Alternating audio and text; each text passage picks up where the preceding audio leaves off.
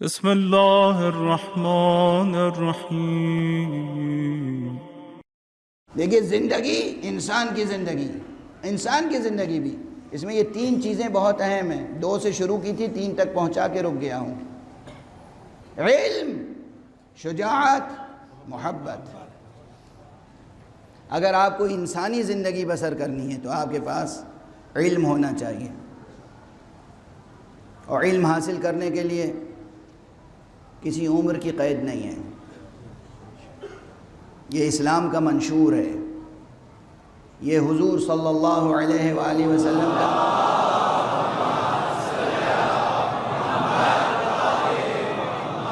اعلان عام ہے. آپ نے فرمایا علم حاصل کرنا ہر مسلمان مرد اور عورت پر واجب ہے. علم حاصل کرنا ہر مسلمان پر واجب ہے. اور پھر حد کیا ہے؟ علم حاصل کرو، اطلبوا العلم من المہد الی اللحد. مہد سے، گہوارے سے، آغوش مادر سے لے کر آغوش قبر تک علم حاصل کرتے رہو. آغوش مادر سے لے کر آغوش قبر تک علم حاصل کرتے رہو. تو علم حاصل کرنے کی کوئی حد نہیں ہے کہ جناب والا اب ہم بوڑھے ہو گئے اب کیا سیکھیں گے. اب دیکھیے پریکٹیکلی 2-4 باتیں یہ بھی کہہ لینے دیجئے، زندگی کی باتیں. 2 فقرے عرض کروں گا، ایک بچوں کے لیے اور ایک بڑوں کے لیے. کچھ لوگوں کو ہم نے دیکھا ہے، اب دھیرے دھیرے اویئرنیس پیدا ہو رہی ہے تو شاید یہ باتیں کم ہو گئی ہوں، لیکن جب ہم نے زندگی شروع کی تھی تو بہت دیکھتے تھے کہ ماں باپ کہتے تھے ارے بھئی ہمارا بچہ اسکول جاتا ہے، میتھمیٹکس پڑھتا ہے، سائنس پڑھتا ہے، کیمسٹری اور فزکس، اور اتنا سارا بوجھ ہے اس پر، اب آپ الگ سے کہہ رہے ہیں عربی بھی پڑھاؤ، قرآن بھی سکھاؤ، دینیات بھی پڑھاؤ. ننھا سا بچہ ہے، چھوٹا سا دماغ ہے، کتنا بوجھ ڈالیں گے اس پر. کیسی نادانی کی باتیں ہیں، کیسی جہالت کی باتیں، کیسی شقاوت کی باتیں. آپ کو اندازہ نہیں حق سبحانہ و تعالی نے انسانی بچوں کو کتنی بے پناہ صلاحیتیں دی ہیں. خاص طور سے بچوں میں بے پناہ صلاحیتیں ہوتی ہیں. انہیں انڈر اسٹیمیٹ نہ کریں،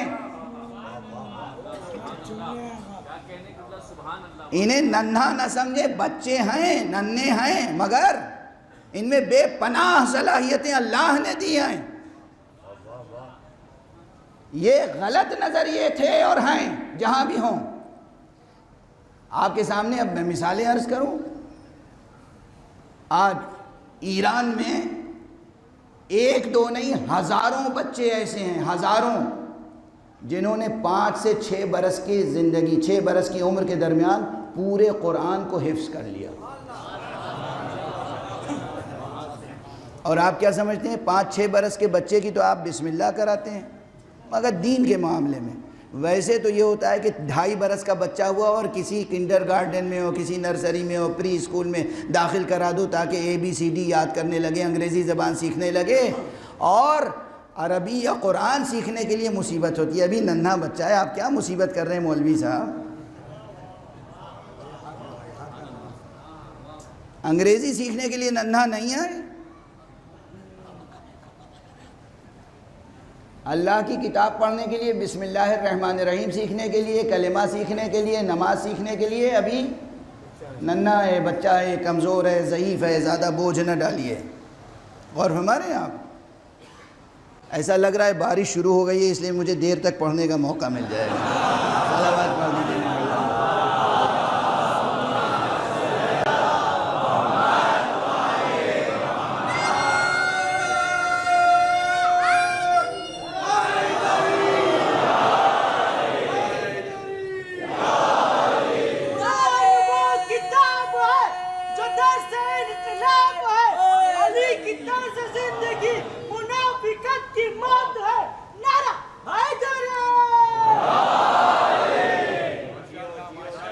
ہماری زندگی کے رویے ہیں. تو یہاں انگریزی سکھانے کے لیے 2.5 برس 3 برس میں بچہ ہو یا بچی اسکول بھیجنے کی تیاری ہو جاتی ہے، کافی فیس دے کر بھی. اور قرآن کے لیے سوچتے ہیں کہ اتنا بوجھ ڈال رہے ہیں اس پر. ایران میں ماشاءاللہ، اور اللہ سلامت رکھے، میں تو میرا داماد ہے، میرے بیٹے کی طرح ہے، میری آنکھوں کی ٹھنڈک ہے، سید مجتبیٰ رضوی اسی ہندوستان کا بچہ ہے، مگر اب وہ ایران میں ہے۔ 5 برس کے سن میں اس نے کل قرآن کو حفظ کر لیا تھا، اور اس کے بعد 10 برس کا ہوتے ہوتے اس نے قرآن بھی حفظ کر لیا، پوری نہج البلاغہ بھی حفظ کر لی، اور اس کے بعد آج بحمداللہ وہ سینکڑوں رسول اللہ صلی اللہ علیہ وآلہ وسلم کی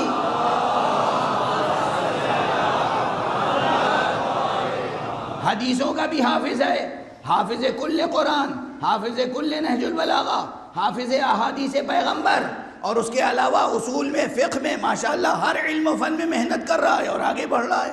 اور یہ ایک مثال نہیں ہے، ایسی سینکڑوں نہیں ہزاروں مثالیں ایران میں موجود ہیں۔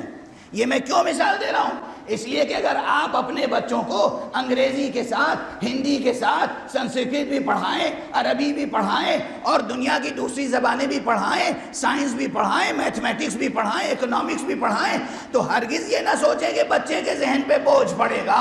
اللہ نے بے پناہ صلاحیت بچوں کو دی ہے، صرف ٹائم مینجمنٹ کا مسئلہ ہے۔ خود ماں باپ سلیقے سے زندگی بسر کرتے ہوں، ماں باپ کے سونے اٹھنے جاگنے سونے کا وقت صحیح ہو، کھانے پینے کا وقت صحیح ہو، گھر کا نظام صحیح ہو، ایک ڈسپلین ہو، بچے کی تربیت کرنا جانتے ہو، بچے کو پروان چڑھانا جانتے ہو، بچے سے محبت کرنا جانتے ہو، تو یہ سب کوئی مشکل نہیں ہے۔ توجہ ہے؟ آپ میں سے ہر جتنے میرے سامعین ہیں، آپ کے ہر گھر میں، ہر آنگن میں ایسے بچے کھیلتے ہوئے مل جائیں گے جو کھیل بھی کھیل رہے ہوں گے، قرآن بھی پڑھ رہے ہوں گے، کھیل بھی کھیل رہے ہوں گے، نہج البلاغہ کی بھی پڑھ رہے ہوں گے، اور سائنسی تھیورمز بھی سالو کر رہے ہوں گے۔ تربیت کی طرف توجہ تو کریں۔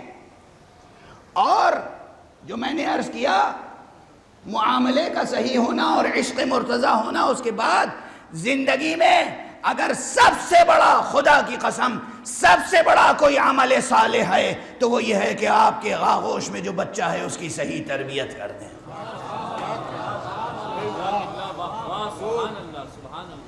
بچے کی تربیت چھوڑ کے نمازیں پڑھیں گے، نمازیں آپ کے منہ پر مار دی جائیں گی۔ بچے کی تربیت کیجئے، بیٹے اور بیٹی کی تربیت کیجئے، اور روز اول سے انہیں دنیا کے تمام علم سکھائیے، دنیا کے تمام ہنر سکھائیے، لیکن دل میں بیج بو دیجئے عشق خدا اور عشق رسول اور عشق علی کا۔ جب بچے کو بھیجیے اسکول، اور بچہ کبھی کہے، بچے تو بچے ہوتے ہیں، نہیں آج ہم اسکول نہیں جائیں گے، تو اسے یہ نہ کہیے کہ بیٹا اسکول نہیں جاؤ گے تو خراب ہو جاؤ گے، تمہاری زندگی کیسے گزرے گی، روزی روٹی کیسے چلے گی۔ اسے اسی وقت سے کہیے، اسکول نہیں جاؤ گے اللہ ناراض ہوگا۔ بیٹا اللہ ناراض ہوگا، اسکول ضرور جانا چاہیے، ہوم ورک ضرور کرنا چاہیے، اللہ ناراض ہوگا۔ بچہ پوچھے گا اللہ کون ہے؟ کہ اللہ وہی ہے جس نے تمہیں یہاں بھیجا ہے اس دنیا میں۔ اللہ کون ہے؟ بھئی اللہ وہی ہے جو تمہیں روٹی دیتا ہے، کھانا کھاتے ہو نہیں۔ خدا کی محبت پر اور خدا والوں کی محبت پر بچوں کی تربیت کریں، کبھی آپ کی نسلیں ضائع نہیں ہوں گی۔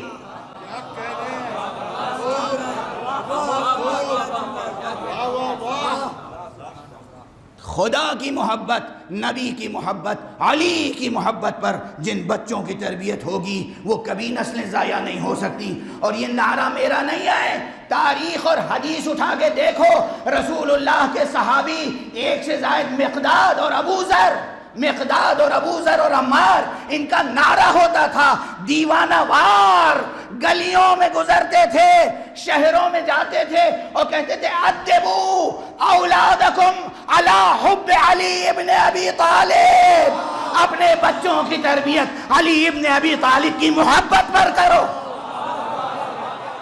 ابو ذر مدینے میں، مکے میں، دمشق میں، لبنان میں جہاں جہاں حضرت ابو ذر گئے یہی نعرہ ہوتا تھا زبان پر، ادبوا اولادکم علی حب علی ابن ابی طالب، اپنے بچوں کی تربیت کرو، اپنے بچوں کو پروان چڑھاؤ محبت علی پر۔ کیا پیغام تھا، کیا پیغام تھا خدا کی قسم۔ یہی پیغام آپ کو سنا رہا ہوں، سائنس سکھائیں، میتھمیٹکس سکھائیں، دنیا بھر کے علم و فن سکھائیں، مگر میتھمیٹکس بھی جب بچہ کہے میں تو میتھمیٹکس میں دل نہیں لگتا، کہ یہ بیٹا تمہیں معلوم ہے میتھمیٹکس پڑھو گے تو مولا علی کتنا خوش ہوں گے، پڑھ لیجئے اٹھا کے۔ اس زمانے میں جتنے فیصلے پیچیدہ آتے تھے کسی سے سمپل میتھمیٹکس بھی حل نہیں ہوتی تھی، علی فوراً آنکھ بند کر کے حل کر دیتے تھے۔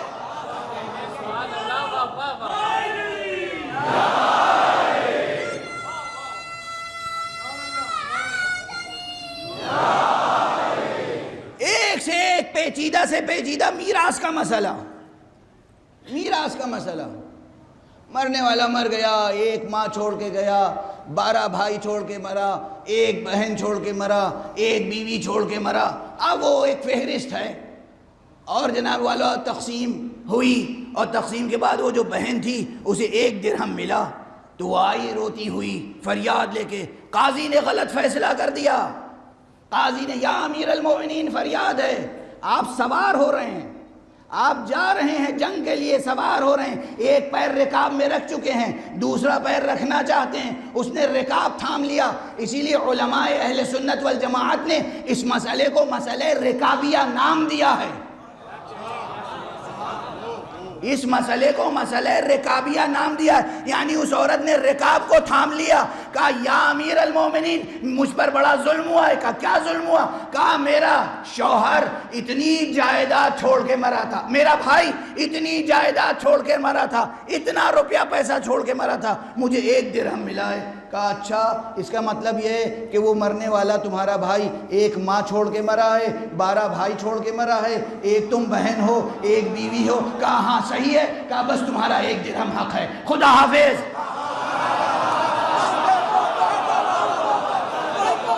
خدا کی قسم، پہلے تو لوگ، پہلے جو تربیت ہوتی تھی نا، ہم نے بھی جب پڑھا ہے تو پہاڑے خوب پڑھائے جاتے تھے،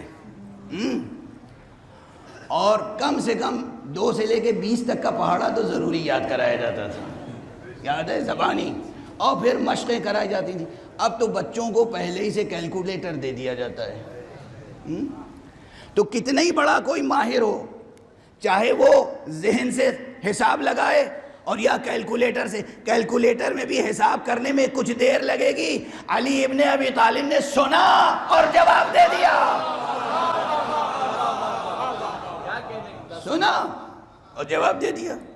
تو یہ واقعے بچوں کو سنائیں، وہ کہیں بیٹا میتھمیٹکس پڑھو گے مولا علی خوش ہوں گے، یہ علم ان کی میراث ہے۔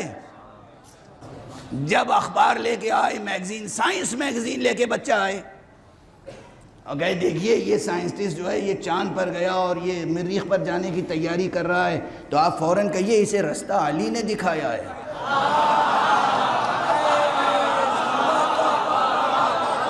یہ کوئی مبالغہ نہیں ہے، یہ کوئی مبالغہ نہیں ہے، کوئی غلو نہیں ہے۔ اگر تاریخ میں علی ابن ابی طالب کا یہ جملہ نہ ہوتا، سلونی سلونی قبل ان تفقدونی، پوچھ لو مجھ سے جو چاہو پوچھ لو، میں آسمان کے راستوں کو زمین کے راستوں سے زیادہ جانتا ہوں، تو یہ انسان کبھی آسمانوں میں پرواز کی سکت بھی نہیں پیدا کر سکتے تھے۔ جنہوں نے آقا کی باتوں کو سنا سمجھا وہ آگے بڑھ گئے، آپ نے سنا، سن کے انسنی کر دیا، آپ پیچھے رہ گئے۔